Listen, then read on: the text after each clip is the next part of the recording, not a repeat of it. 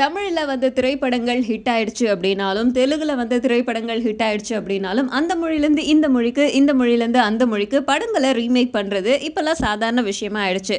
அந்த படலத்துல இப்போ தமிழ்லேருந்து ஒரு திரைப்படம் தெலுங்குக்கு போயிருக்கு. அதுதான் வருத்தப்படாத வாலிபர் சங்கம்.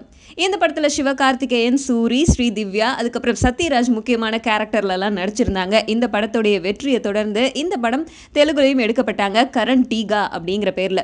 தமிழ்ல குடும்பத்தோட எல்லாருமே போய் பார்க்குற மாதிரி யூ சர்டிஃபிகேட் கொண்ட இந்த திரைப்படம் தெலுங்குக்கு போன உடனே ஏ சர்டிஃபிகேட் கொடுத்துட்டாங்க. இதுக்கு காரணம் என்ன அப்படின்னு கேட்டா, தமிழ்ல பிந்து மாதவி நடிச்ச கேரக்டர்ல தெலுங்குல நம்ம சன்னி லியோன் நடிக்கிறாங்க. இது ஒண்ணு போதாதா அப்படின்னு நீங்க கேட்பீங்க. அதுதான் கிடையாது. படத்துல ரத்தம் சிந்துற மாதிரி நிறைய அதிரடி காட்சிகள், வன்முறை காட்சிகள்லாம் இருக்கு.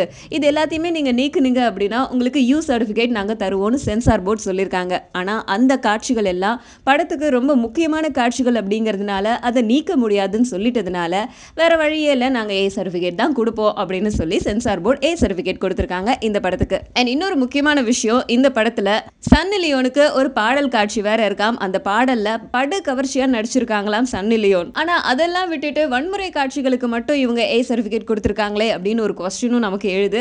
எது எப்படியோ இந்த வாரத்துக்குள்ள திரைப்படம் வந்து வெளியாக போகுது. பட்டைய கிளப்ப போகுது தெலுங்கு இண்டஸ்ட்ரியில அப்படின்னு தான் தோணுது. ஏன்னா சன்னி லியோன் நடிச்சிருக்காங்களே.